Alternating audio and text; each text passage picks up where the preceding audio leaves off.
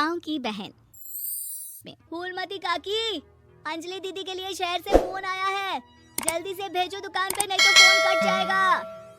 हाँ हाँ बेटा, अभी भेजती हूँ।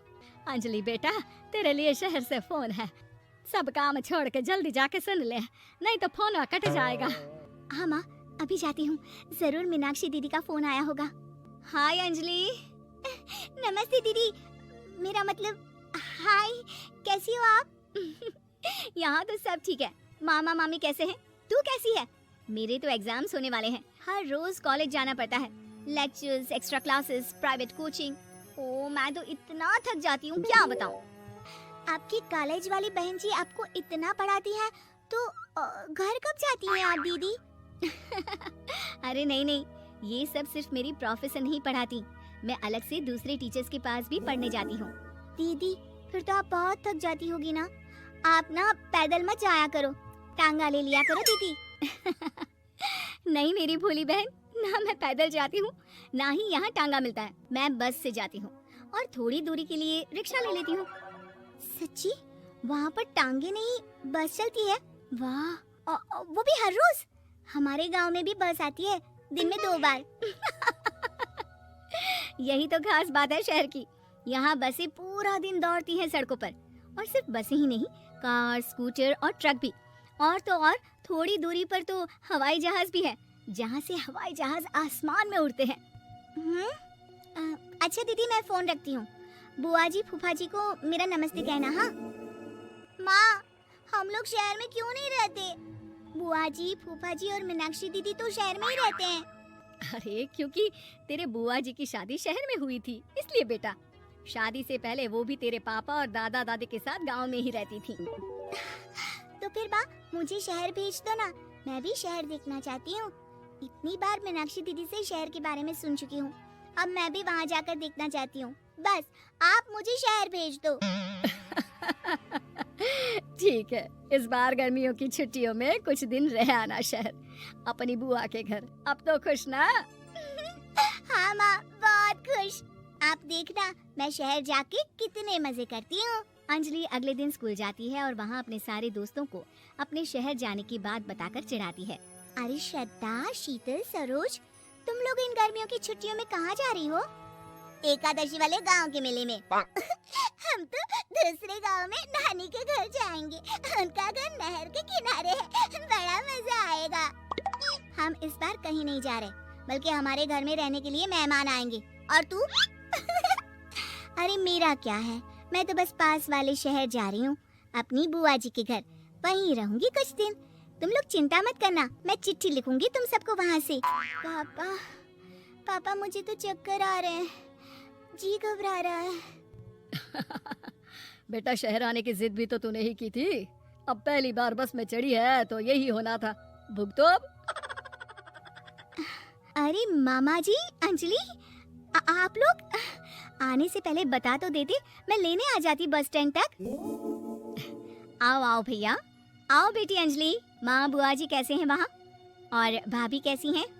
सब ठीक है, बस अंजलि जिद कर रही थी कुछ दिन आप लोगों के साथ रहने की, सो छोड़ने आ गया। दीदी आप मुझे शहर घुमाने ले जाओ ना, मुझे भी शहर देखना है। हाँ हाँ चल, तैयार हो जा जल्दी से। अंजलि तैयार होने जाती है और कुछ देर बाद जब बाहर आती है तो अरे ये क्या कर दिया तूने, मार्केट तक ही तो जाना है, इतनी डार्क रेड लिपस्टिक, इतने बड़े बड़े झुमके और चूड़ियां और चेहरे पर इतना सारा पाउडर। मेरी बहन ऐसे नहीं चलेगा, जा और ये सब हटा के आ। अरे कैसे, क्यों? मैंने शहर आने के लिए इतनी मेहनत से ये सब इकट्ठा किया था, और वैसे भी मैंने देखा है मोहल्ले की राधा काकी के टीवी पर एक फिल्म चल रही थी, उसमें हीरोइनें ना ऐसे ही तैयार होकर जाती है घूमने। सब पता है मुझे, मैं तो ऐसे ही जाऊंगी दीदी।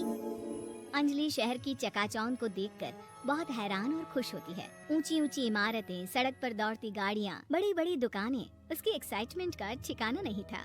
दीदी ये छोटा सा कमरा सड़क के किनारे क्यों रखा है, इसमें कौन रहता होगा?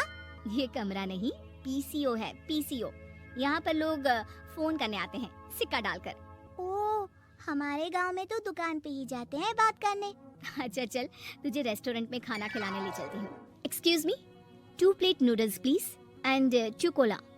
मीनाक्षी को ऑर्डर प्लेस करते हुए अंजलि बहुत ध्यान से देखती है और थोड़ी ही देर में ऑर्डर लेकर वेटर आ जाता है और खाना टेबल पर रख देता है। अरे ये लंबी लंबी सेवइयाँ खाते कैसे हैं दीदी?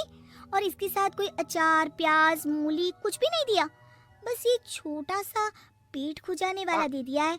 गांव में तो छोटे छोटे चावल ही होते हैं जो कि हाथ से ही खा लेती हूँ, अब इसे कैसे खाऊं दीदी? एक्सक्यूज मी, एक चम्मच प्लीज और लिटिल प्याज और अचार और मूली और एक गिलास मट्ठा, वो बाद में। हाँ, अब ये सब सुनकर आसपास बैठे लोगों को हंसी आ जाती है। मीनाक्षी भी अपनी हंसी किसी तरह रोकने की कोशिश करती है और वेटर मुस्कुराता हुआ वहाँ से चला जाता है। अंजलि समझ नहीं पाती कि सब किस बात पर हंस रहे थे, लेकिन वो छिप जाती है। दीदी, मुझे लगता है कि मुझे इन सेवइयों को ऐसे ही खा लेना चाहिए, इसी पेट खुजाने वाले कांटे के साथ। एक काम कर, तू मुझे खाते देख, जैसे मैं खाऊं तो भी वैसे ही खा ले। ठीक है दीदी। अंजलि खाते खाते नूडल्स में सिरका ज्यादा डाल देती है, फिर ऊपर से नमक दानी से खेलते हुए काफी नमक भी अनजाने में छिड़क लेती है। अरे ये क्या क्या खा लिया? अरे हाय हाय, कितना कड़वा है।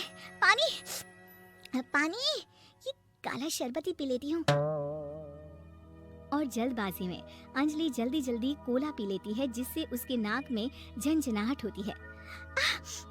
दीदी, मुझे ले चलो यहाँ से, मैं ये सब शहरी खाना नहीं खा सकती।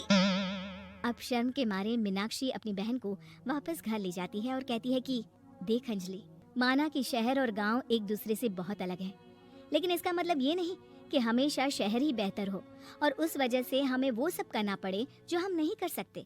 शहर में सहूलतें तो हैं ही, पर चुनौतियाँ भी हैं। हम जहाँ भी रहें, हमें कभी अपने आप को कम या ज्यादा नहीं समझना चाहिए। और किसी भी नई जगह में ढलने में समय लगता है, उसके लिए तुम्हें दूसरों की नकल करने की कोई जरूरत नहीं है।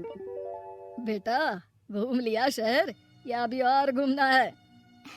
नहीं पापा, मैं अपनी गलती समझ गई हूँ, आप गांव ही ले चलिए मुझे।